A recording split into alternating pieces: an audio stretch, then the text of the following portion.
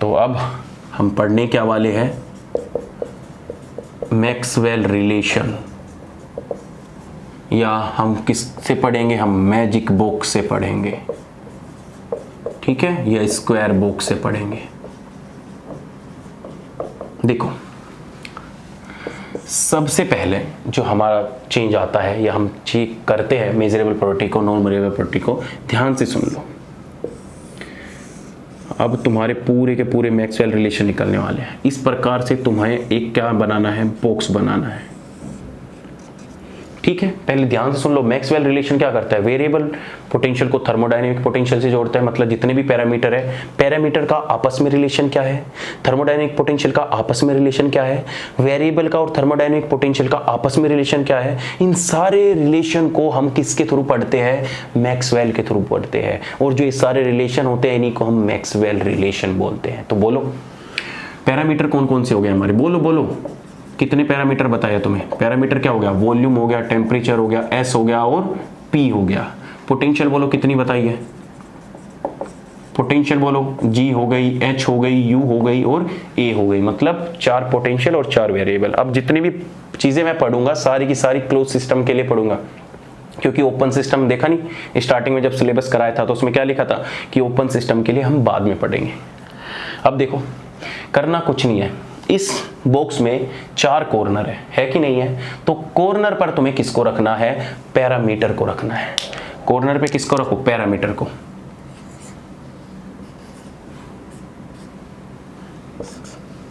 ठीक है। अब बीच में कॉर्नर पे तुम्हारे पैरामीटर आ गए, बीच में किसको रखोगे, पोटेंशियल को।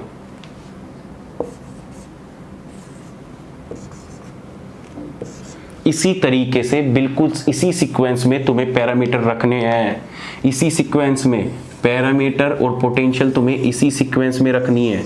अगर तुमने सीक्वेंस खराब की तो सारे रिलेशन तुम गड़बड़ कर दोगे। समझ रहे हो मेरा पॉइंट, सारे रिलेशन तुम गड़बड़ कर दोगे।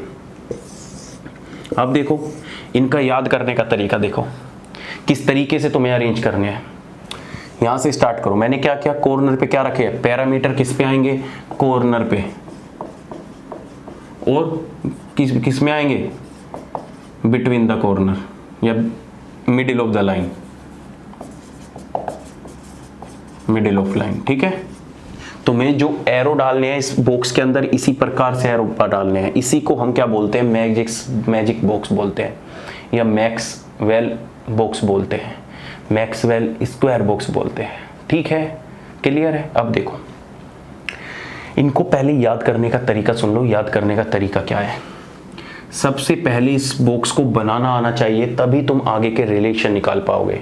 बॉक्स को बनाने का देखो, एक लाइन याद करनी है बस। सत्य प्रकाश बुक होती है कि इनऑर्गेनिक केमिस्ट्री पढ़ी है, बस उसी बुक के ऊपर पूरा मुहावरा है। क्या, सत्य प्रकाश टायर्ड वेरी मच, या दूसरा तरीका भी हो सकता है, सत्य प्रकाश टायर्ड वेरी मच या वेरी मच टायर्ड, कुछ भी बोल सकते हो, लेकिन मैं तुम्हें जो बता रहा हूं वही याद रखना। Satya Prakash tired very much, हे गॉड अभी उठा ले। सुन लो, Satya Prakash tired very much, tired very much, हे गॉड अभी उठा ले। क्योंकि सत्य प्रकाश को हो गया कोरोना और वो बेचारा बीमार हो गया। अब वो बीमार हो गया तो क्या कह रहा है, भगवान से दुआ लगा रहा है, सत्य प्रकाश वेरी टायर्ड, और भगवान से कह रहा है कि भगवान अभी उठा ले।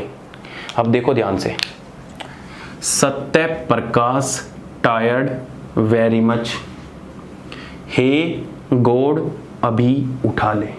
ठीक है। सत्या का एस, प्रकाश का पी, टायर्ड का टी और वेरी मच का सिर्फ वी। ये क्या हो गए, चारों के चारों थर्मोडायनेमिक पैरामीटर हो गए। हे का एच, गॉड का जी, अभी का ए और यू का उठाले का यू, इंटरनल एनर्जी। तो इसी तरह सीक्वेंस में तुम्हें ये अरेंज करने आने चाहिए। सत्य प्रकाश टायर्ड वेरी मच, हे गॉड अभी उठा ले। बीच में दो एरो है, एक सत्य से टी की तरफ डाल देना है, सत्य से टी की तरफ डाल देना है, और एक पी से इसी तरीके से एरो का साइन रखना है। ठीक है, क्लियर है बात? चलो पहला पॉइंट तुम्हारा क्लियर हो गया। अब तुम्हें मैक्सवेल रिलेशन बनाने हैं। देखो सबसे पहला मैक्सवेल रिलेशन में क्या बना रहा हूँ कि मैं चेंज देख रहा हूँ कि पोटेंशियल के बीच में चेंज कैसे देखेंगे, चेंज कैसे देखेंगे। देखो ये जितने भी मैक्सवेल जो ये रिलेशन बन के आते हैं ना, इनके पीछे डेरिवेशन होता है, लेकिन हमारा डेरिवेशन किसी काम का नहीं है, क्योंकि हम एंट्रेंस एग्जाम दे रहे हैं, ना कि कोई सब्जेक्टिव पेपर दे रहे हैं किसी भी यूनिवर्सिटी का। बुक में इनका पूरा डिटेल में निकाल के दिखाया होता है कि किस प्रकार से तुम्हारा H की वैल्यू आती है, किस प्रकार से एंथैल्पी चेंज आता है, कैसे G चेंज आता है, लेकिन हमें उससे कोई मतलब नहीं है। जितनी चीज़ों को सॉर्ट करके मैं तुम्हें समझा सकता हूँ, बड़े सिंपलेस्ट वे में मैं तुम्हें समझाने की कोशिश करता हूँ। बच्चे बहुत बोलते हैं कि सर आपने डायरेक्ट मैक्सवेल बुक्स स्टार्ट कर दिया, हमें तो पता ही नहीं कैसे आया, क्योंकि बुक में इनके डेरिवेशन है और मुझे डेरिवेशन से कोई मतलब नहीं है। मैं चीज़ें तुम्हारे लिए आसान करना चाहता हूँ। एग्जाम में तुम डेरिवेशन करके थोड़े ना देखोगे, डायरेक्ट चीज़ों का पता करोगे ना, करोगे कि नहीं करोगे? सब कुछ तुम्हें डेरिवेटिव फॉर्म में बुक में मिल जाता है। अब सबसे पहले मैं क्या देख रहा हूँ, पहला थर्मोडायनेमिक रिलेशन ए, मैं चेंज देख रहा हूँ, change in thermodynamic potential, change in thermodynamic potential. Change कैसे? सबसे पहले पोटेंशियल कौन सी है कि DH का चेंज क्या होता है, DG का चेंज क्या होता है, DA का चेंज क्या होता है, और DU का चेंज क्या होता है। इनका चेंज कैसे लिखते हैं, याद करते हो ना? DH इक्वल टू करते हो ना? देखो बड़ा आसान है करना, कुछ नहीं करना। जो तुम्हारा H है उसके पास जाओ, हम इसमें चेंज देख रहे हैं कि नहीं देख रहे? इसकी बगल में जो भी दोनों के दोनों है, क्या है, इधर S है और इधर P है, इनको ऐसे लिख दो। क्या करो, इनको ऐसे लिख दो कि DS और इधर क्या रख दो, DP रख दो। ठीक है, बस DH है, DH की बगल में देखो किधर है, इधर S है, इधर P है, कैसे रखो, DH इक्वल टू DS और DP रख दिए। अब देखो ये एरो सत्य से कहां पे जा रहा है, T की तरफ। कहां से? T की तरफ। तो T कहां पे रख दोगे, ऐसे आगे रख दोगे, TDS। अब ये देखो P कहां पे आ रहा है, P से कहां पे आ रहा है एरो, V पे आ रहा है कि नहीं आ रहा? तो इसको कहां पे रख दोगे, इसको कहां पे रख दोगे, इस तरीके से रख दोगे। तो हमारा अब आता है साइन का, कि साइन कैसे आएगा। देखो जब तुम्हारे कोई भी कांस्टेंट या कोई भी चीज, इसको बोलते हैं हेड और इसको बोलते हैं टेल। जब तुम्हारे पास हेड की तरफ कोई चीज आती है उसको पॉजिटिव लिखना है, और जब तुम्हारे पास टेल की तरफ कोई चीज आती है उसको नेगेटिव लिखना है। जैसे DH का रिलेशन लिख रहा था, तो DH में हमने क्या रखा, P से हमारा एरो कहां पे जा रहा है, V पे। V किसकी तरफ है, हेड की साइड, तो हमारा V क्या आ जाएगा, पॉजिटिव आ जाएगा। तो इसलिए हम यहाँ पे साइन क्या रख देंगे, पॉजिटिव रख देंगे। ऐसे ही हमारा S से एरो कहां पे जा रहा है, T की तरफ, वो T किसकी साइड है इस एरो पे, हेड की साइड, तो इसलिए हमारा T भी क्या रहता है, पॉजिटिव ही रहता है। तो तुम चेंज देखते हो, DH का चेंज ये नहीं आता क्या, DH इक्वल टू क्या होता है, TDS प्लस के VDP। मैं कभी आज तक कोई रिलेशन याद नहीं रखा, सच बता रहा हूँ, कुछ रिलेशन याद नहीं रखता, बस ये बॉक्स याद रखता हूँ और मुझे सब कुछ पता होता है। तो जब मुझे सीक्वेंस ही पता है तो मुझे इतने सब याद करने की जरूरत नहीं पड़ती। तुम तो इनका रट्टा मार तो DH equal to TDS plus के VDP, TDS प्लस के VDP, कब लोग मारोगे, पागल होना है क्या? वैसे इतना सारा सिलेबस है, किस किस के रट्टे मारोगे। अब देखो इसी प्रकार तुम्हें DG का लिखना है। DG का देखो, DG की बगल में क्या है, P है और T है, तो कुछ नहीं करना है, ऐसे लिख दो। कैसे लिख दोगे कि पहले तुम कर दोगे DP, ठीक है, और फिर क्या कर दोगे, DT। भाई इसकी बगल वाले दोनों को क्या लिख दो, चेंज की फॉर्म में, DP DT। अब क्या करना है, देखो P से स्टार्ट करो। P से एरो किधर जा रहा है, V की तरफ। P से एरो किसकी तरफ जा रहा है, V की तरफ। V किसकी साइड है, हेड की साइड। हेड की साइड है तो कैसा साइन आएगा, पॉजिटिव। तो तुम यहाँ पे क्या लगा दोगे, VDP पॉजिटिव साइन। ठीक है, अब देखो S से क्या आ रहा है, T से जो ये एरो जा रहा है S की तरफ जा रहा है। S की पीछे क्या है, टेल पे। टेल पे क्या है, S। जो टेल पे आएगा तो कैसा साइन आएगा, नेगेटिव। तो यहाँ पे क्या आ जाएगा, माइनस के SDT। तो तुम्हारा यही तो रिलेशन होता है DG का।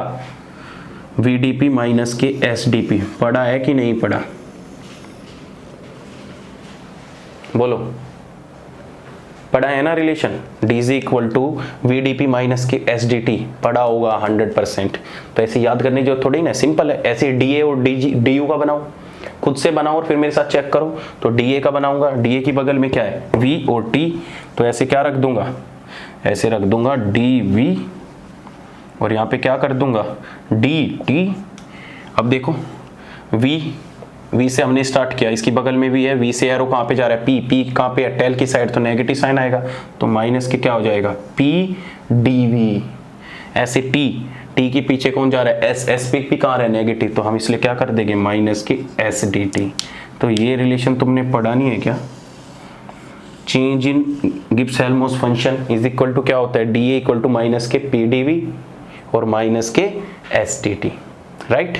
लास्ट बचता है इंटरनल एनर्जी चेंज। तो इंटरनल एनर्जी चेंज देखो, इंटरनल एनर्जी के बगल में क्या है? V और S। तो तुम यहाँ पे क्या कर दोगे? DV और यहाँ पे क्या लिख दोगे? DS। देखो अब DV से P कहाँ पे जा रहा है? टेल की साइड, तो यहाँ पे क्या आ जाएगा? माइनस के PDV। S से कहाँ पे आ रहा है? T पॉजिटिव साइन के साथ, तो यहाँ पे क्या आ जाएगा? प्लस के TDS। यही तो पढ़ते हो, अरे DU का यही तो पढ़ते हो, change in internal energy is equal to minus के PDV प्लस के TDS। कब तक याद रखोगे? है ना कितना आसान। बस इस बॉक्स को याद रखो, सत्य प्रकाश टायर्ड वेरी मच, हे गॉड अभी उठा ले। जो हेड के सामने आए कोई चीज उसको पॉजिटिव लिखो और जो टेल की तरफ आए उसको नेगेटिव लिखो। मुझे पता है पहली बार में थोड़ा अटपटा लगेगा, लेकिन फिर से अगर तुम इस चीज को खुद से अप्लाई करोगे तो फिर ये चीज तुम्हें आ जाए। तो देखो कितना सिंपल था इनको बनाना, मैक्सवेल को। बस अब ध्यान से तुम्हें क्या देखना है कि जब तुम DH का चेंज देख रहे हो, एंथैल्पी चेंज देख रहे हो, एंथैल्पी भी क्या होती है? नॉन मेजरेबल होती है। एंथैल्पी भी क्या होती है? नॉन मेजरेबल होती है। और इधर देखो, हम बेसिकली मैक्सवेल रिलेशन क्यों निकाल रहे थे? हमें मेजरेबल प्रॉपर्टीज को और नॉन मेजरेबल प्रॉपर्टीज को रिलेट करना था। मेन पॉइंट क्या था कि हमें नॉन मेजरेबल प्रॉपर्टीज को मेजरेबल प्रॉपर्टीज यूज करके उनको फाइंड आउट करना था। लेकिन जब हमने पहला रिलेशन देखा तो हमने क्या देखा कि DH इज इक्वल टू क्या रहा है? TDS प्लस के VDP। इसमें में T हमारा क्या है? मेजरेबल, V भी क्या है? मेजरेबल, DP भी क्या है? मेजरेबल। लेकिन जो एंट्रोपी होती है वो क्या होती है? Non measurable. ये क्या प्रॉपर्टी है? Non measurable properties. तो फिर से हमारे साथ प्रॉब्लम क्रिएट हो गई, फिर से हमारे पास क्या हो गई? प्रॉब्लम क्रिएट हो गई कि ये तो हमारी नॉन मेजरेबल प्रॉपर्टी आ गई। बिल्कुल। तो हम इस नॉन मेजरेबल प्रॉपर्टीज को जब हम चेंज करके लिखते हैं एक दूसरी इक्वेशन बन जाती है, उसी को हम क्या बोल देते हैं? First thermodynamic equation. First thermodynamic equation. ध्यान रखना, जब आगे मैं फर्स्ट थर्मोडायनेमिक इक्वेशन बोलूंगा तो तुम्हें समझ में आ जाना चाहिए कि मैं नॉन मेजरेबल प्रॉपर्टीज को मेजरेबल प्रॉपर्टीज में कन्वर्ट करना चाहता हूं। ये फर्स्ट नहीं होगी, DH वाली होती है सेकंड थर्मोडायनेमिक इक्वेशन। और U वाली में ये देख लो, U वाली में क्या देख रहे हो? माइनस के PDV प्लस के TDS। इसमें भी जो एंट्रोपी आ रही है वो भी नॉन मेजरेबल है। तो जब हम इंटरनल एनर्जी में चेंज करके देखते हैं तो यहां से हमारी क्या आती है? First thermodynamic equation. First thermodynamic equation. ऐसे ही हम जब DG और DA में देखते हैं, इसमें भी ऐसा आ रहा है, इसमें भी ऐसा आ रहा है। जब इनको चेंज करते हैं तो हमारे पास और इक्वेशन आती है, उनको हम दूसरे नाम से जानते हैं। अब पहला रिलेशन तो हमने क्या पढ़ लिया कि जब हम एंथैल्पी चेंज कर रहे हैं इनके साथ, TDS वेरिएबल के साथ, तो क्या होता है? तो पहला रिलेशन हो गया। सेकेंड रिलेशन क्या हो सकता है कि भाई इनका आपस में भी तो रिलेशन हो सकता है। भाई वॉल्यूम का प्रेशर में एक दूसरे के साथ कैसे चेंज हो रहा है। जैसे मैं वॉल्यूम को, जैसे मैं एंट्रोपी को प्रेशर के साथ चेंज करूं तो दूसरी वैल्यू में क्या चेंज आएगा? इनका फैक्टर सेम चेंज किसके साथ दिखाएगा? तो वो सारी प्रॉपर्टीज हमें फाइंड आउट करनी है। अब देखो, सबसे पहले तुम्हें ये सीखना जरूरी है कि जो हम चेंज है वो तीन तरीके से देखते हैं। एक होता है लार्ज चेंज, एक होता है स्मॉल चेंज और एक होता है वेरी स्मॉल चेंज। तो हर चीज को देखने का और लिखने का तरीका अलग होता है। जब कभी भी तुम्हें लार्ज चेंज देखना हो या लार्ज डिफरेंस देखना हो, लार्ज चेंज या लार्ज डिफरेंस, तो उसके लिए हम यूज करते हैं डेल्टा। देखते हो ना, जैसे तुम यूज करते हो डेल्टा वी, तो तुम क्या करते हो V2 माइनस के V1, तो हम एक ज्यादा डिफरेंस मेजर कर रहे हैं, दो चीज के बीच में ज्यादा डिफरेंस देख रहे हैं, तो उसको हम क्या बोलते हैं, डेल्टा से डिफरेंस रिप्रेजेंट करते हैं। पहला चेंज ये होता है। दूसरा चेंज होता है स्मॉल चेंज। स्मॉल चेंज को हम रिप्रेजेंट करते हैं D से। जैसे तुमने कभी भी अब तक करते आए हो तो तुमने देखा होगा कि अगर तुम्हारे पास कोई x लेंथ की वायर है, x लेंथ की, और मैं तुम्हें पूछने लगूं कि इसमें स्मॉल चेंज, एक छोटा सा ग्रेडियंट ले लेता हूं, तो हम उसको क्या बोल देते हैं, dx, स्मॉल चेंज। तो जो हमारा d है वो किसको दिखाता है, स्मॉल चेंज को दिखाता है। जैसे तुमने एक सर्कल बनाया और तुमने बाहर एक और सर्कल बनाया बिल्कुल इससे मिलता जुलता, अगर इसकी रेडियस r लिखते थे तो तुम क्या देखते थे कि स्मॉल जो चेंज आया होगा वो dr का आया होगा। तो dr बेसिकली रिप्रेजेंट क्या कर रहा है, स्मॉल चेंज को रिप्रेजेंट कर रहा है। फिर होता है एक हमारा थर्ड, जिसको हम बोलते हैं very small change. Very small change, इस वेरी स्मॉल चेंज को हम इस तरीके से रिप्रेजेंट करते हैं, या इससे नहीं तो इस तरीके से पार्शियल फॉर्म से रिप्रेजेंट करते हैं। इसको हम बोलते हैं पार्शियल डेरिवेटिव, और इसको हम बोलते हैं d को कंप्लीट डेरिवेटिव। Complete derivative. इस पार्शियल डेरिवेटिव की खास बात क्या है कि जब कभी भी तुम्हें कहीं पार्शियल डेरिवेटिव मिलेगा, हमेशा कुछ ना कुछ कांस्टेंट जरूर मिलेगा, हमेशा कुछ ना कुछ कांस्टेंट मिलेगा। तो some constant will be present there, some constant will be present there, कुछ ना कुछ, कोई ना कोई। जब भी तुम पार्शियल चेंज देखोगे किसी की वैल्यू के बीच में, तो हमेशा वहां पे तुम्हें एक कांस्टेंट जरूर मिलेगा। और एक फोर्थ चीज होती है हमारी इंट्रीगेशन। इंट्रीगेशन क्या होती है, जब हमें स्मॉल से लार्ज पता करना हो, स्मॉल से लार्ज की तरफ जाना होता है। जैसे तुम्हारे पास एक स्मॉल चेंज है, तुम्हें पता है कि स्मॉल चेंज इतना आता है, और तुम्हें देखना है कि अगर x की वैल्यू 1 से x की वैल्यू 2 तक चेंज आएगा तो कितना आएगा। तो जब हम एक छोटी चीज़ से उसको बड़े लार्ज स्केल में देखने की कोशिश करते हैं, फाइंड आउट करने की कोशिश करते हैं, तो उसमें हम इंट्रीगेशन करते हैं। तो जो ये साइन होता है, ये इंट्रीगेशन का साइन होता है। ठीक है, जो मैथमेटिकल फंक्शन जो भी कुछ यूज़ हो गए, कुछ बायो के बच्चे होते हैं तो उनके साथ के साथ में बताता जाऊँगा, जो भी मैथमेटिकल फंक्शन यूज होगा उसको साथ के साथ ही बताता जाऊंगा, तो उससे तुम्हें प्रॉब्लम नहीं आएगी। ये क्लियर हुआ। तो हमारा सेकंड मोटिव ये है कि हमें पार्शियल डेरिवेटिव निकाल के देखना है, हमें स्मॉल चेंज करके देखना है कि प्रेशर, वॉल्यूम, टेम्परेचर और एंट्रोपी में अगर स्मॉल चेंज आएगा तो वो किसके इक्वल होगा। तो देखो, partial derivative relation between parameter, तो हमने पहला निकाल लिया, बी क्या आ जाता है हमारा, partial derivative relation, partial derivative relation between parameter. देखो सिंपल सा, जब तुम्हें पार्शियल निकालना हो तो देखो यहां से स्टार्ट करो s से, और s से एक l इस तरीके बनाओ। ये फॉर्मूला हर जगह वैलिड होगा, ध्यान रखना। अब देखो पार्शियल डेरिवेटिव लिखना है, तो मैं अगर पहला पार्शियल डेरिवेटिव तुम्हें लिख के बताऊं एक, तो मैं क्या लिख रहा हूं कि del s by del v at constant temperature will be equal to del p by del t at constant volume. ये होता है पहला पार्शियल डेरिवेटिव। आया कैसे कैसे लिखते हैं वो तरीका मैं तुम्हें बता रहा हूं। देखो कुछ नहीं करना, एक l ऐसे बनाना है यहां से यहां तक, ठीक है। कैसे पार्शियल डेरिवेटिव लिखना है, तो हम क्या करेंगे, partial derivative of s with respect to partial derivative of volume at constant temperature. अब टेम्परेचर देखो किसकी साइड आ रहा है, हेड की साइड, तो हेड की साइड आ रहा है तो हमारा क्या हो जाएगा, ओवरऑल पॉजिटिव हो जाएगा। तो ये हमारा एक पार्शियल डेरिवेटिव हो गया। और मैंने तुम्हें बताया था कि जहां भी पार्शियल वर्ड यूज होगा हमेशा कुछ ना कुछ कांस्टेंट मिलेगा।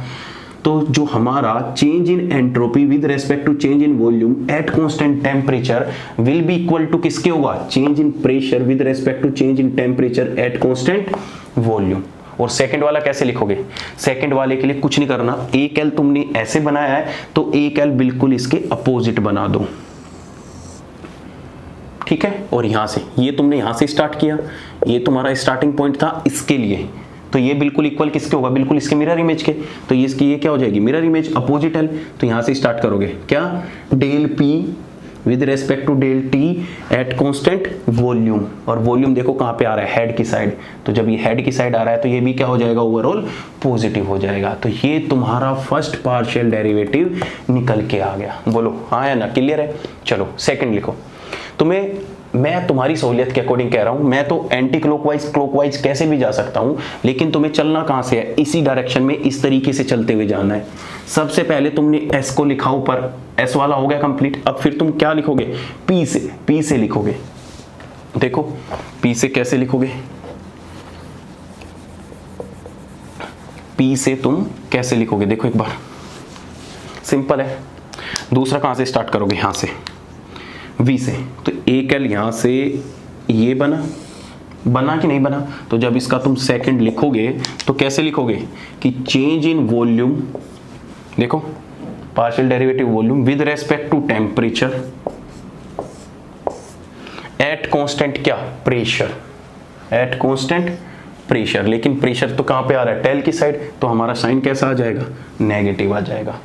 विल बी इक्वल टू, किसके इक्वल होगा? तो इसका एक अपोजिट एल और बना दो भाई। ये एल ऐसे बना तो दूसरा इसका अपोजिट एल कैसे होगा? ऐसे ही तो होगा भाई। ये देखो 1 2 3, फिर यहां से स्टार्ट कर दो, यहां से अपोजिट एल, तो कैसे हो जाएगा? Will be equal to change in entropy with respect to change in pressure at constant क्या आ जाएगा? टेम्परेचर आ जाएगा। बोलो बात क्लियर है? सेकंड हो गया। चलो थर्ड लिखो। थर्ड लिखो, थर्ड क्या होगा? थर्ड लिखो। तो तुम्हारा एस का आ गया ऊपर, देखो एस ऊपर आ गया, तुम्हारा वॉल्यूम आ गया ऊपर, बिल्कुल आ गया। अब तुम्हें कहां से स्टार्ट करना है? टेम्परेचर से। तो अब तुम्हें एल बनाने की भी जरूरत नहीं है, तुम पॉइंट तो समझ ही चुके हो, तो कुछ नहीं करना। देखो कैसे करोगे? थर्ड वाला, del T with respect to pressure at constant क्या आ जाएगा? एंट्रोपी। एंट्रोपी कहां रहा है? टेल की साइड। तो जब टेल की साइड आएगा तो नेगेटिव साइन आएगा, ये लिखो नेगेटिव साइन रख दिया। विल बी इक्वल टू किसके होगा? ये एल यहां से यहां तक बना, ये एल यहां से यहां तक बनेगा, तो यहां से कहां से स्टार्ट होगा? वी से। तो हमारा क्या हो जाएगा? Del V with respect to del S at constant क्या आ जाएगा? प्रेशर, और प्रेशर टेल की साइड आ रहा है तो कैसा साइन आ जाएगा? नेगेटिव साइन आ जाएगा। बोलो आ जाएगा कि नहीं आ जाएगा? ऐसे ही हमारा फोर्थ रिलेशन, ऊपर देखो एस आ चुका, वॉल्यूम आ चुका, टेम्परेचर आ चुका, अब क्या आ जाएगा? ऊपर प्रेशर आ जाएगा। तो तुम्हें इस तरीके से एंटी क्लॉकवाइज ही चलना है, तो उससे तुम्हें चीजें ज्यादा आसान रहेगी। तो लास्ट वाला रिलेशन कैसे लिख दोगे कि change in pressure with respect to change in entropy at constant क्या आ जाएगा? वॉल्यूम। तो वॉल्यूम हेड की साइड है तो positive. Will be equal to क्या होगा? Change in temperature with respect to change in volume at constant क्या आ जाएगा? एस आ जाएगा। तो एस किसकी साइड है? टेल की साइड, तो क्या आ जाएगा? नेगेटिव आ जाएगा। तो ये तुम्हारे चार क्या बन गए? पार्शियल डेरिवेटिव रिलेशन बन गए। क्या बनेंगे? पार्शियल डेरिवेटिव रिलेशन बन गए। बड़ा सिंपल है लिखना, बस एल बनाना है। जैसे लास्ट वाले के लिए पी से स्टार्ट किया था एल, तो लो देखो पी एस वी, एक एल ऐसे बना, तो इसका अपोजिट एल कहां से होगा? यहां से स्टार्ट होगा। खत्म। 1 2 3 1 2 3 कर लोगे? कुछ याद नहीं करना, सिंपल पार्शियल डेरिवेटिव। अब देखो चार तो पार्शियल डेरिवेटिव आ चुके हैं। अब इनका अगर मैं अपोजिट लिखना चाहूं तो वो भी एक दूसरे के इक्वल ही होते हैं। एग्जामिनर कैसे करता है देखो, अगर मैं इनका अपोजिट लिखना चाहूं, जैसे मैं इसका अपोजिट लिखना चाहूं तो इसका अपोजिट क्या होगा? देखो इसके लिए, सेकंड वाले के लिए इनका अपोजिट कि del V with respect to del S at constant temperature will be equal to होगा del T by del P at constant volume. इसका रेसिप्रोकल भी एक दूसरे के इक्वल होगा, del S by del V at constant temperature. तो इसका अगर ऊपर ले जाओगे और उसका भी ऊपर ले जाओगे तब भी एक दूसरे के इक्वल होगा। कैसे हुआ? अरे हमने जो ये साइकिल चलाई थी ना, ये एंटी क्लॉकवाइज साइकिल थी, ठीक है। और ये जो रिलेशन आ रहे हैं रेसिप्रोकल होके, ये क्लॉकवाइज साइकिल से आ रहे हैं। तो एंटी क्लॉकवाइज चला लो तब भी एक दूसरे के इक्वल होगे, क्लॉकवाइज चला लो तब भी एक दूसरे के इक्वल होगे। जैसे बना के दिखाऊं, ये देखो क्या दे रखा है, del V by del S at constant temperature. ये देखो del V del S at constant temperature,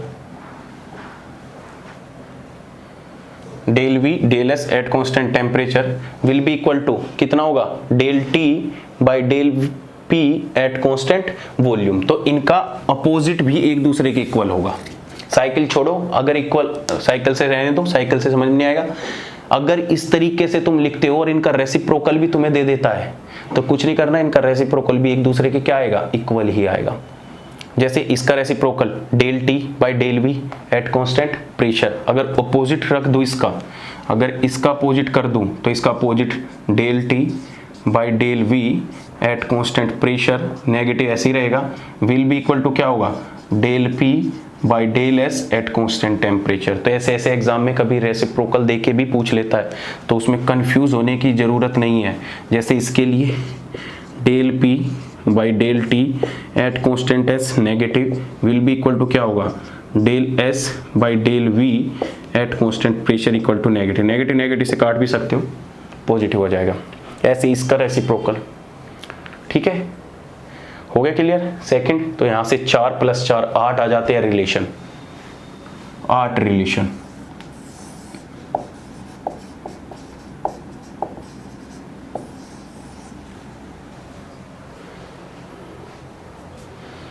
ठीक है,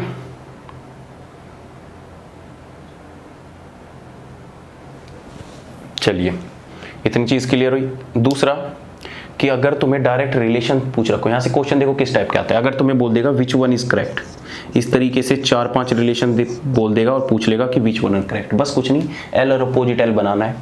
और दूसरी ध्यान रखो, एक 100 ट्रिक और बताता हूं, जहां कभी भी तुम्हें कोई नेगेटिव साइन में प्रॉब्लम आ जाए, तुम्हें क्या होती है नेगेटिव साइन, तुम्हें हेड और टेल का अगर समझ में नहीं आ रहा तो उसकी भी टेंशन खत्म कर देता हूं। जहां कहीं भी तुम्हें सत्य प्रकाश साथ में दिख जाए तो वहीं पे नेगेटिव साइन लगा दो। जैसे सत्य प्रकाश होने का मतलब क्या है कि एक डेरिवेटिव फॉर्म में हमें एस भी चाहिए और पी भी चाहिए, वो कहीं भी हो चाहे, तो वहां नेगेटिव आ जाएगा। जैसे यहाँ पे क्या है, सत्य है लेकिन इस पूरे डेरिवेटिव में प्रकाश नहीं है, तो यहाँ पे सामने क्या है, पॉजिटिव साइन है, कोई दिक्कत नहीं है। इधर भी प्रकाश है लेकिन सत्य नहीं है, तो इसमें भी क्या आएगा, पॉजिटिव साइन। अब सेकंड वाले में आओ, del P by del T at constant pressure, ये पूरा डेरिवेटिव एक दूसरे के इक्वल ही है ना, तो यहाँ पे प्रकाश है लेकिन इस फॉर्म में देखो यहाँ पे क्या है, सत्य और प्रकाश है, तो इस पूरे रिलेशन में कहीं ना कहीं तुम्हें नेगेटिव साइन जरूर मिलेगा, या तो यहाँ नेगेटिव साइन होके मिलेगा या फिर यहाँ पे साइन नेगेटिव साइन होके मिलेगा। तो जहां कहीं भी तुम्हें सत्य प्रकाश साथ दिख जाए, एस पी सत्य प्रकाश साथ आ जाए, तो वहां पे क्या लगा देना, नेगेटिव साइन लगा देना। क्लियर है पॉइंट? जैसे इसमें देख लो, सत्य प्रकाश, दो सत्य प्रकाश है तो 2 नेगेटिव साइन आ रखे है कि नहीं, एक नेगेटिव साइन इधर आ रखा है, एक नेगेटिव साइन इधर आ रखा है। जैसे लास्ट वाले में देखो, लास्ट वाले में सत्य प्रकाश दोनों एक साथ मिल गए तो नेगेटिव साइन आ रखा है ना, इधर देखो बस सत्य प्रकाश नहीं है। तो जहां कहीं भी अगर ऐसे रिलेशन आते हैं, क्वेश्चन जब तुम देखोगे तो पूछेगा विच वन इज करेक्ट, तो उनमें से ऐसे कंफ्यूज कर देता है, इनका रेसिप्रोकल लिख के दे देगा, इनको इस फॉर्म में लिख के दे देगा, तो उस फॉर्म में कैसे कन्वर्ट करके करोगे बोलो? तो उस फॉर्म में कुछ नहीं करना, सिंपल सा एल वाला रूल लगाना, अपोजिट एल, और तुम्हारा रिलेशन निकल जाएगा, राइट। तो तुम्हारा सेकंड रिलेशन भी क्या हो गया, खत्म हो गया।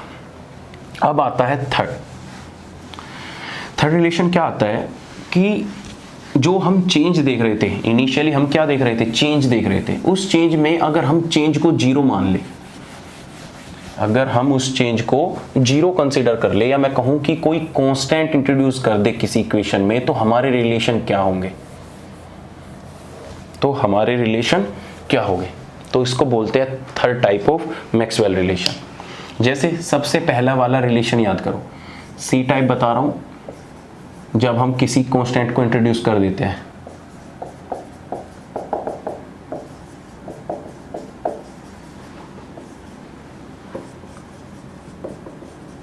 कांस्टेंट इन इक्वेशन, तो तब हमारा रिलेशन क्या आता है? सिंपल है। अब देखो, सबसे पहले याद करो जब मैंने तुम्हें चेंज लिखवाया था, मैंने तुम्हें चेंज लिखवाया था कि D H will be equal to क्या होगा, टी डी एस प्लस के वी डी पी। ठीक है, अब इस इक्वेशन में मैं दो कांस्टेंट को इंट्रोड्यूस कर सकता हूं, और हमेशा कांस्टेंट वो देखा जाता है जहां पे चेंज जीरो आ जाए। भाई इस डी का मतलब होता है चेंज। अगर इस चेंज को मैं मिनिमम कर दूं, बहुत ज्यादा मिनिमम कर दूं, मिनिमम करके क्या मैं इसको मान लूं कि भाई ये चेंज हमने जीरो मान लिया या हमने कांस्टेंट चेंज मान लिया, कांस्टेंट मान लिया चेंज को। तो जब हमारा कांस्टेंट हो जाएगा, चेंज ही कांस्टेंट हो जाएगा, तो हमारा डी एस इक्वल टू एक बार जीरो हो सकता है कि एक बार हम एंट्रोपी को कांस्टेंट ले लें। दूसरा हम क्या ले सकते हैं कि हम डीपी को भी जीरो लिख सकते हैं। कब लिख सकते हैं? कि जब हमारा प्रेशर कांस्टेंट हो जाए। तो इस तरीके से हमारे दो रिलेशन निकल के आ जाते हैं। एक रिलेशन वो कि जब हमारा S कांस्टेंट होगा तो ds इक्वल टू जीरो हो जाएगा। एक हमारा P जब कांस्टेंट होगा तो dp is equal to zero हो जाएगा। पॉइंट समझ में आ रहा है? भाई जब हम किसी कांस्टेंट को इंट्रोड्यूस कर रहे हैं किसी इक्वेशन में, तो हमें कांस्टेंट आते ही चीजें क्या हो जाती है, जीरो हो जाती है। जैसे चेंज है, ये चेंज क्या है, अगर एंट्रोपी कांस्टेंट हो गई तो ds इक्वल टू क्या हो जाएगा, जीरो। तो हम जीरो और कांस्टेंट में फर्क होता है, एक बात तो ये ध्यान सुन लेना। जीरो मतलब जीरो, कांस्टेंट मतलब कि वैल्यू फिक्स है, स्थिर, और जीरो का मतलब बिल्कुल जीरो हो चुकी है। तो अगर जब हम एंट्रोपी को कांस्टेंट ले लेते हैं तो उसका जब डेरिवेटिव निकालते हैं तो डेरिवेटिव किसी भी कांस्टेंट फॉर्म का जीरो आता है। ठीक है, अब देखो, तो ds इक्वल टू हमारा जीरो हो जाएगा, एक बार dp इक्वल टू जीरो हो जाएगा। केस फर्स्ट कि जब हमने s इक्वल टू कांस्टेंट लिया और हमारा क्या हो गया, ds इक्वल टू जीरो हो गया, तो ये पूरी की पूरी टर्म जीरो हो गई। तो हमारा क्या हो जाएगा, तो हमारा, हम इसको अगर चेंज करके लिखे तो dh by dp will be equal to क्या हो जाएगा, प्रेशर हो जाएगा एट कांस्टेंट एंट्रोपी। हम इसको अगर पार्शियल डेरिवेटिव की फॉर्म में करके लिखे तो हमारा कुछ ना कुछ कांस्टेंट आएगा। तो del H by del P at constant entropy equal to क्या हो जाएगा, वॉल्यूम आ जाएगा। सेकंड चीज क्या कर सकता हूं मैं कि अगर मैं p को कांस्टेंट ले लूं, भाई p को कांस्टेंट लिया तो dp is equal to zero. तो जब dp इक्वल टू जीरो तो ये फैक्टर पूरा जीरो हो गया। तो हमारा dh by ds equal to क्या हो जाएगा, at constant pressure equal to क्या हो जाएगा, टेम्परेचर। या मैं इसको पार्शियल की फॉर्म में भी लिख सकता हूं कि partial del h by del s at constant pressure. Partial बस चेंज दिखा रहा है। ठीक है, तो कांस्टेंट तुम्हें किसी भी फॉर्म में मिल सकता है, लेकिन पार्शियल की फॉर्म में हमेशा कांस्टेंट मिलेगा ही मिलेगा। तो हो गया, तो हमारे दो रिलेशन आ गए। अब हमें यहाँ से एग्जैक्ट क्या पता लग रहा है, हमें एग्जैक्ट वेरिएबल का पता लग रहा है कि जो हमारा वॉल्यूम है वो टेम्परेचर है। हम डायरेक्ट कैसे निकाल सकते हैं, change in enthalpy with respect to pressure at constant entropy, जो हमारा इक्वल टू आता है वो वॉल्यूम की वैल्यू आती है। हमारा change in enthalpy with respect to entropy at constant pressure, हमारा टेम्परेचर निकल के आ जाता है कि जो हमारा टेम्परेचर है वो क्या होता है। चेंज इन एंथैल्पी, किसी सिस्टम में अगर एंथैल्पी चेंज कर रहे हैं हम एंट्रोपी के साथ एट कांस्टेंट प्रेशर, तो हमारा वो टेम्परेचर कंसीडर होगा। और जो हमारा change in enthalpy with respect to pressure at constant entropy करे तो हमारा वॉल्यूम कंसीडर होगा। तो इसी प्रकार से हमारे दो रिलेशन निकल के किसके लिए आए हैं, DH के लिए दो वैल्यू निकल के आई है, ऐसे ही हमारी DG के लिए दो वैल्यू निकल के आएगी, ऐसे ही हमारे लिए DU के लिए दो वैल्यू निकल के आएगी, ऐसे ही हमारे DA के लिए दो वैल्यू निकल के आएगी। चलो निकालो, ऐसे निकालो। तो DH के लिए तुम्हारे पास दो वैल्यू आ गई, टेम्परेचर इक्वल टू और प्रेशर इक्वल टू। तो सेकंड क्या हो जाएगा तुम्हारे लिए, तो सेकंड तुम्हारे लिए हो जाएगा DG। तो DG इज इक्वल टू क्या हो जाएगा, माइनस के S dt प्लस के V dp। तो इसमें भी दो केस आ सकते हैं। केस फर्स्ट कि जब हमारा टेम्परेचर इक्वल टू कांस्टेंट हो जाए तो हमारा dt इज इक्वल टू क्या हो जाएगा, जीरो। और जब हमारा प्रेशर इक्वल टू कांस्टेंट हो जाए तो हमारा dp इज इक्वल टू क्या हो जाएगा, जीरो। तो जब हमारा dt इक्वल टू जीरो हो जाएगा तो हमारा change in with respect to pressure is equal to क्या आ जाएगा, वॉल्यूम आ जाएगा। ठीक है, कि जब हमारा dt इक्वल टू जीरो हो जाए और जब हमारा प्रेशर जीरो हो जाए तो dg with respect to temperature will be equal to क्या हो जाएगा, एस हो जाएगा, या माइनस के एस कर सकते हो कि एस इक्वल टू माइनस के del G by del T at constant pressure. तो दो रिलेशन यहां से निकल के आ गए। ऐसे ही दो किसके लिए निकल के आएंगे, डी ए के लिए। देखो करो, तो डी ए के भी तुम्हारे पास दो रिलेशन निकल के आएंगे। तो D A is equal to क्या हो जाता है, माइनस के पी डी वी माइनस के एस डी टी। तो यहां से भी दो निकल के आ गए। क्या दो निकल के आए कि एक बार हमारा D V equal to zero, मतलब कि हमारा वॉल्यूम कांस्टेंट है। एक बार हमारा D T equal to zero, that means हमारा टेम्परेचर इक्वल टू कांस्टेंट है। ठीक है, जब हमारा वॉल्यूम कांस्टेंट हो जाएगा तो change in D A by D T will be equal to minus के एस हो जाएगा। तो मैं इसको क्या कर सकता हूँ, एस इक्वल टू माइनस के D A by D T कर सकता हूँ। ऐसे ही जब हमारा D T equal to zero हो जाएगा तो हमारा D A by D V at constant क्या हो जाएगा, वॉल्यूम हो जाएगा, एट कॉन्स्टेंट टेम्परेचर हो जाएगा। तो इक्वल टू क्या आ जाएगा, माइनस के पी। तो पी इक्वल टू क्या ले सकता हूँ, माइनस, कुछ भी लिख सकते हो तुम, D A by D T. यहाँ पे तुम ऐसे भी लिख सकते हो पार्शियल डेरिवेटिव की फॉर्म में, D T equal to S. तुम इसको भी ऐसे लिख सकते हो, कोई फर्क नहीं पड़ेगा। डी ए की फॉर्म में भी लिख सकते हो और उसकी फॉर्म में भी लिख सकते हो, क्योंकि तुम चेंज दोनों की फॉर्म में देख रहे हो। ठीक है, इससे कोई फर्क नहीं पड़ेगा, राइट। तो ऐसे कंफ्यूज मत होना कि कहीं डी पे लिख रखा है कहीं डेल पे लिख रखा है। तो तुम्हारे दो इसके लिए आ गए, ऐसे ही दो किसके लिए आ जाएंगे, यू के लिए आ जाएंगे।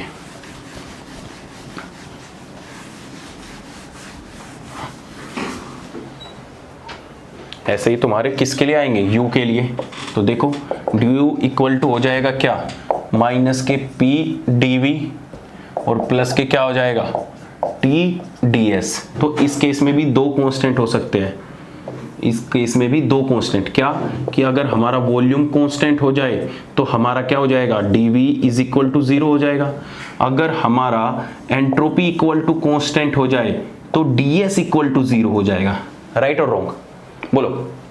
अब देखो जब वॉल्यूम कांस्टेंट हो गया तो D V equal to zero, ये टर्म पूरी जीरो, तो हमारा क्या हो जाएगा, change in internal energy with respect to entropy at constant volume equal to क्या आ गया, टेम्परेचर। यहां से जब D S equal to zero हो जाएगा तो ये टर्म जीरो, तो हमारा change in internal energy with respect to change in volume at constant S equal to क्या आ जाएगा, माइनस के पी। तो पी को हम ये भी कर सकते हैं। बोलो बात क्लियर है कि नहीं है। तो इस तरीके से तुम्हारे पास कितने आ गए, 8 वैल्यू आ गई होगी। देखो दो इससे निकल के आए, दो इससे, दो इससे, दो इससे, 8 आ गई, 8 सारी कॉपी पे एक साथ लिख ली। अब थोड़ा ध्यान से ऑब्जर्व करो, दोनों चीजें ध्यान से ऑब्जर्व करो, सारी की सारी चीजें तुम्हें क्या मिल रही होगी। वॉल्यूम के लिए तुम्हारे पास दो एक्सप्रेशन आ रखे होंगे, टेम्परेचर के भी तुम्हारे पास दो एक्सप्रेशन आ रखे होंगे, प्रेशर के भी तुम्हारे पास दो एक्सप्रेशन आ रखे होंगे, और एंट्रोपी के भी तुम्हारे पास दो एक्सप्रेशन आ रखे होंगे। देखो ध्यान से, आ रखे हैं कि दो आ रखे हैं ना सारे के सारे, बोलो हाँ है ना, राइट। तो वो दो एक्सप्रेशन आ रखे हैं। उन दो का मतलब ये है कि वॉल्यूम इक्वल टू दो वैल्यू हो सकती है, टेम्परेचर इक्वल टू दो वैल्यू हो सकती है, और प्रेशर इक्वल टू दो हो सकती है, एंट्रोपी इक्वल टू दो हो सकती है। अब क्वेश्चन ये उठता है कि सर एग्जाम में इतना कांस्टेंट लगा के देखेंगे क्या कि टेम्परेचर के लिए क्या होगी, वॉल्यूम के लिए क्या होगी। मैं कहता हूं ना, इंतजार करो बच्चा, इंतजार करो, सबके तरीके हैं अपने पास, कुछ नहीं करना। आओ सिखाऊं तुम्हें कि जब तुम्हें डायरेक्ट कोई वेरिएबल की वैल्यू निकालनी हो तो डायरेक्ट कैसे निकालोगे। ये तो था तरीका कि कांस्टेंट इंट्रोड्यूस करके ऐसे निकलती है, डायरेक्ट कैसे याद रखनी है चीजों को। देखो एंट्रोपी है एस, एस के साथ एरो के साथ नीचे आओ टी, ठीक है, इस एरो से नीचे कूदो टी, टी की बगल में देखो क्या है, जी है, और इधर टी की बगल में देखो क्या है, ए है।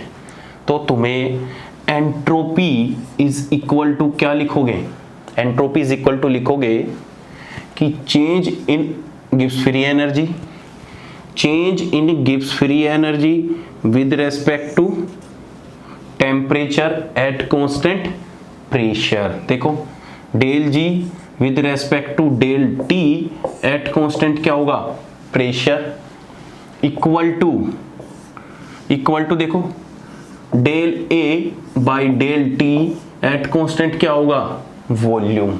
देखो दो एक्सप्रेशन आ रहे हैं कि नहीं आ रहे, देखो यही सेम एक्सप्रेशन हो गए, बस नेगेटिव साइन भी होगा इनमें। तो हमारा क्या हो जाएगा कि minus S is equal to क्या हो जाएगा, del G by del T at constant pressure will be equal to क्या होगा, change in Helmholtz function with respect to temperature at constant volume. तो कुछ नहीं करना, जो भी तुम्हारे पास एस है, एस के सीधा एरो पे आओ, नीचे नीचे क्या है, टेम्परेचर, टेम्परेचर की बगल में देखो यहाँ पे क्या है जी, इधर क्या है ए। तो तुम कैसे करोगे, चेंज इन गिव्स free energy with respect to temperature at constant pressure. तो तुम्हारे पास एस के दो वैल्यू निकल के आ जाएंगे, राइट। ऐसे ही एस का हो गया, बहुत सिंपल है, एस का हो गया। अब देखो तुम किसका निकालो, अब तुम प्रेशर का निकालो, प्रेशर का बताओ प्रेशर। तो जब तुम प्रेशर का लिखोगे तो देखो प्रेशर इज इक्वल टू, तो प्रेशर से इधर आओ, प्रेशर से इधर आए एरो, एरो पे क्या है वॉल्यूम, इसकी बगल में क्या है ए और इसकी बगल में क्या है यू। तो कुछ नहीं करना, change in internal energy with respect to volume at constant S. ऐसे ही change in Helmholtz function with respect to change in volume at constant T. ये कांस्टेंट वाली लाइन है, मुझे पता है तुम्हें थोड़ा सा डिफिकल्ट लग रहा होगा, लेकिन भाई जब तुम 2 बार प्रैक्टिस कर लेना, बस 2 बार, तुम्हें ये सारी चीज बहुत आसान लगेगी। यार रट्टा मारने से तो अच्छा ही है ना कि तुम इनकी ट्रिक याद कर लो, याद रखने की। देखो ध्यान से, ये टेम्परेचर कांस्टेंट है, फिर से देखो मैं कैसे लिख रहा हूँ, प्रेशर के लिए लिखना है, प्रेशर से नीचे आओ एरो पे, एरो पे कहां पे, सामने वॉल्यूम है, वॉल्यूम की बगल में देखो कि कौन कौन सी पोटेंशियल है, यू है और ए है। मतलब जो प्रेशर की जो वैल्यू हो सकती है वेरिएबल की, वो ए की फॉर्म में हो सकती है और यू की फॉर्म में हो सकती है, ये बात तो क्लियर है।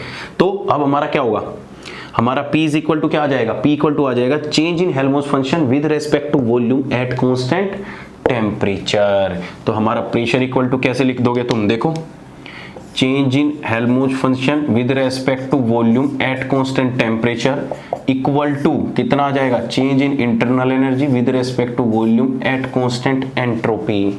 और पीछे देखो इस पे भी क्या रखा होगा, नेगेटिव साइन आ रखा होगा, ठीक है। बस अभी नेगेटिव साइन कैसा है बताऊंगा तुम्हें, टेंशन मत लो, थोड़ा सा सब्र करके बस सुनते रहो। हो गए 2 रिलेशन, थर्ड वाला लिखना है। सत्ता इसका एस का भी हो गया, पी का भी हो गया, अब तुम्हारे पास 2 बचे। अब 2 तो खुद से लिख लो यार, या मेरा वेट करने लग गए कि सर लिखेंगे पहले। सब जानता हूं मैं, सब जानता हूं। देखो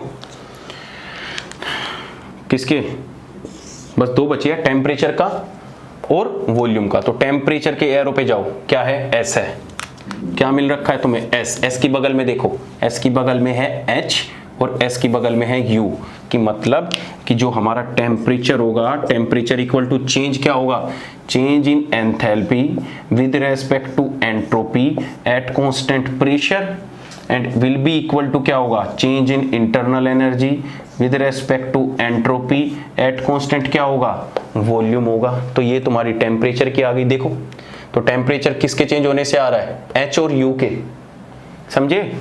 चलो एस हो गया, पी हो गया, टी हो गया, अब तुम्हारा आएगा वी। तो वॉल्यूम इज इक्वल टू क्या हो जाएगा, देखो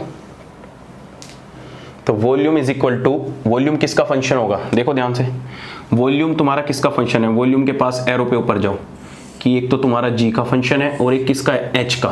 तो वॉल्यूम इक्वल टू किसका हो जाएगा, जी का और एच का। तो हमारा कितना रिलेशन आ जाएगा कि वॉल्यूम इज इक्वल टू आ जाएगा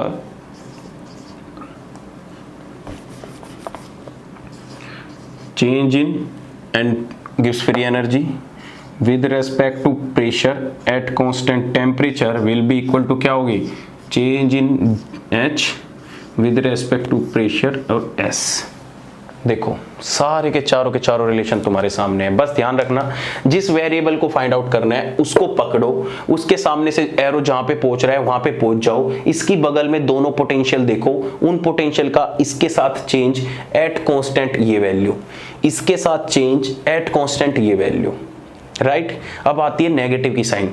तो अब तक जो मैंने तुम्हें ट्रिक बताई थी ये वाली एरो वाली, इसमें सामने जो हेड पे साइड आता था वो क्या था, पॉजिटिव साइन, और जो टेल की साइड आता था वो क्या था, नेगेटिव साइन।